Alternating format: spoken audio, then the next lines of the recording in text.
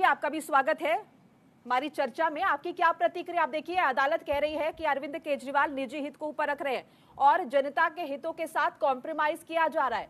वहीं आम आदमी पार्टी का कहना है कि ये काम तो सांसदों का है। आप इसे किस तरह से देख रहे हैं?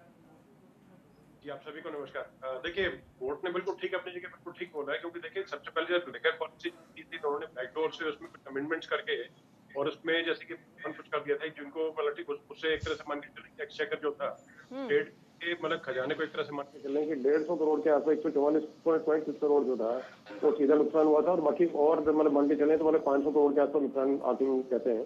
दूसरा देखिए, अभी की जैसे बात करें सीएल पे जैसे कि हाईकोर्ट में जैसे चीजें हुई तो उसमें मोनिका जी ऐसा दिए थे कि मतलब इसको अगर मैं सीधे तरीके से बोलूं, स्ट्रेट फॉरवर्ड बात जो है कि स्टैंडिंग कमेटी एमसीडी में नियुक्त नहीं की गई, उसका एक प्रमुख कारण था क्योंकि एक्सपर्ट एक तरह से कमेटी होती है और एक्सपर्ट कमेटी में एक्सपर्ट लोग होते हैं तो उनकी सिफारिश पे और आगे 5 करोड़ से ऊपर के जो कार्य होते हैं वो उसका अधिकार जो है स्टैंडिंग कमेटी के पास होता है। तो इनको पता था कि स्टैंडिंग कमेटी जो है नहीं बनेगी तो उस तरह की चीजों में और लगाम लग जाएगी और खर्चे हम लोग उस तरीके से अपने तरीके से अपनी मनमानी से मेयर या ये लोग अपने तरीके से कर पाएंगे।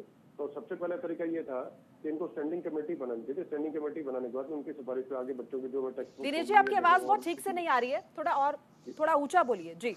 हाँ, तो मैं मोनिका जी मैं कह रहा था कि जैसे उसमें टेक्स्ट बुक्स हैं जो नहीं दी गई, उसका प्रमुख कारण ये था कि स्टैंडिंग कमेटी का नहीं बनना। और उसके बाद कोर्ट ने इसी चीज को लेकर के बताया कि जैसे कि आपको लगता है कि सत्ता के सब सिर्फ फेरे पड़ गए हैं कि आप जब आए थे कुछ नहीं किया था, लेकिन आज आपको सब और अभी भी जैसे करके अपनी जो केजरीवाल जी ब्रांडिंग करने के तो अपने तरीके जो आप है कि जब आप जेल में हैं तो आपके पीछे जैसे मनीष और सत्येंद्र जैन तो उनसे तो तुरंत इस्तीफा। दिनेश लेकिन जी, आप आपकी आवाज में थोड़ी प्रॉब्लम है, टेक्निकल इशू आ रहा है। आपसे दोबारा कनेक्ट करने की कोशिश करेंगे। मैं प्रदीप जी का रुख कर लेती हूँ। प्रदीप जी, आप जिक्र करे थे इससे पहले कि कुछ डॉक्यूमेंटेशन इतने सारे जेल से पॉसिबल नहीं है, तो जरा ये बताइए, चूंकि अब अदालत ने भी हस्तक्षेप किया है तो क्या इसे आम आदमी पार्टी के ऊपर एक दबाव की तरह देखे? क्या इसका कोई असर हो सकता है? मोनिका जी, ये दबाव नहीं है। कोर्ट जो है किसी पॉलिटिकल पार्टी के अंडर काम नहीं करती है। कोर्ट कॉन्स्टिट्यूशन के हिसाब से काम करती है। निश्चित तौर पर कॉन्स्टिट्यूशन ये कहता है जो भी बात है कोर्ट को जब अपना एक फैसला सुनाती है, कोर्ट को प्रोस एंड कॉन्स देखने होते हैं, दोनों पक्षों की बात सुनी जाती है, जो उसके ऊपर रेलेवेंट लॉज होते हैं उनको देखा जाता है और उसके बाद सब चीजों को एनालाइज करके और फिर कोर्ट को अपना जजमेंट देती है। कोर्ट की ऑब्जर्वेशन अगर आप देखिएगा ध्यान से, कोर्ट ने क्या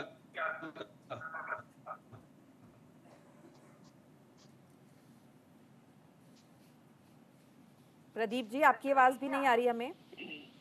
अब क्लियर है आवाज? जी, अब क्लियर है, बोलिए। जी, तो कोर्ट ने कल भी जो काउंसिल अपीयर हुए थे गवर्नमेंट की साइड से, दिल्ली गवर्नमेंट की साइड से, उन्होंने जो भी अपना पक्ष रखा, कोर्ट ने सिंपल सा एक कहा कि जो आम आदमी की जो एक जरूरतें हैं वो पर्सनल इंटरेस्ट के साथ क्लैश नहीं करनी चाहिए। National interest is superior than the personal interest. आप देश हित की जो बात होगी वो सबसे पहले है, उसके बाद आपका पर्सनल इंटरेस्ट है। और कोर्ट ने साथ में ये कहा कि हमें बड़ा दुख हो रहा है ये बात कैसे हुई। कोर्ट इससे पहले कोर्ट ने ये भी बोला साथ में कि इस मामले के अंदर केजरीवाल जी की साइड से 5-6 एप्लीकेशन कोर्ट के सामने प्रस्तुत हुई, डिफरेंट पीआईएल्स भी हुई, पीआईएल के माध्यम से, पर्सनल माध्यम से, गवर्नमेंट के माध्यम से, किसी भी तरह से 5-6 बार ये मैटर कोर्ट के सामने आया और उसका क्रक्स बेसिकली एक ही था। आप इसको चाहे मान लो कि ईडी ने जो अरेस्ट किया वो गलत था, आप चाहे इसको मान लो कि ईडी ने जो समन्स दिए वो गलत थे, आप ये मान लीजिए कि वो इस्तीफा नहीं दे रहे ये गलत था, आप ये मान लीजिए कि वो जेल से अगर सरकार चलाना चाहते हैं ये मुद्दा था, या जो और भी कोई इस तरह के मुद्दे, इस तरह के काफी सारे जो कोर्ट के सामने एप्लीकेशंस आई, पिटीशंस आई, पीआईएल तक भी आई। कोर्ट ने हर बार ये कहा कि we are govern by law, हम लॉ के हिसाब से चलते हैं, हम किसी पर्सनल आदमी के हिसाब से नहीं चलते। आपके पास मेजोरिटी है, आपके पास बहुत अच्छी मेजोरिटी है, more than 60 out of 70 MLA आपके पास है।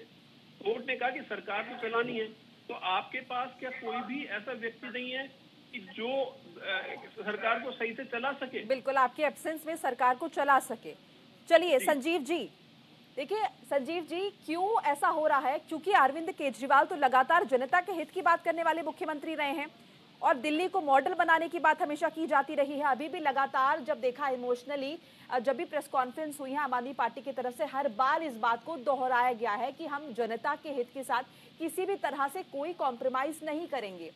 तो अब अगर ऐसा हो रहा है, एक संदेश लोगों के बीच जा रहा है कि कहीं ना कहीं लोगों के हितों के साथ अब कॉम्प्रोमाइज हो रहा है और ऐसा पोट्रे हो रहा है कि अरविंद केजरीवाल सिर्फ मुख्यमंत्री पद का मुंह रख रहे हैं और इसी वजह से ऐसा हो रहा है, तो आपको नहीं लगता जनता के बीच गलत मैसेज जाएगा इसे लेकर और इसका खामियाजा भुगतना पड़ सकता है आम आदमी पार्टी को?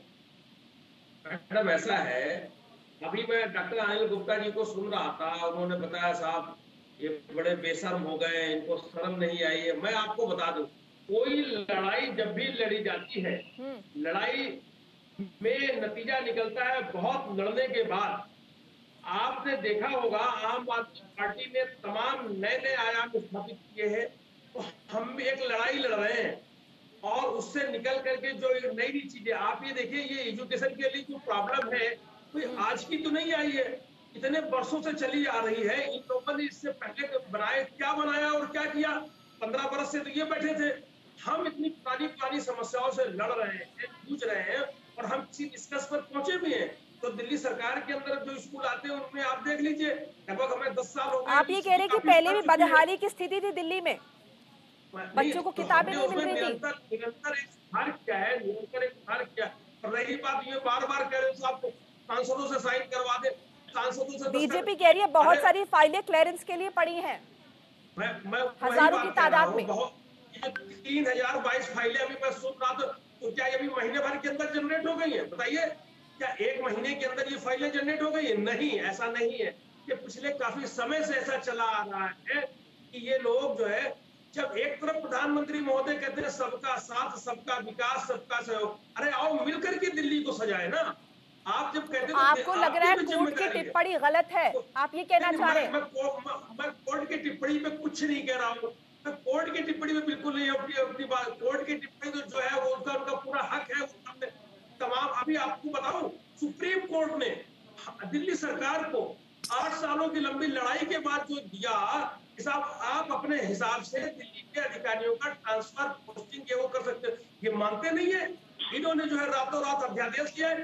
अरे भाई, ये सुप्रीम कोर्ट को किसी मानते नहीं है, ले आए।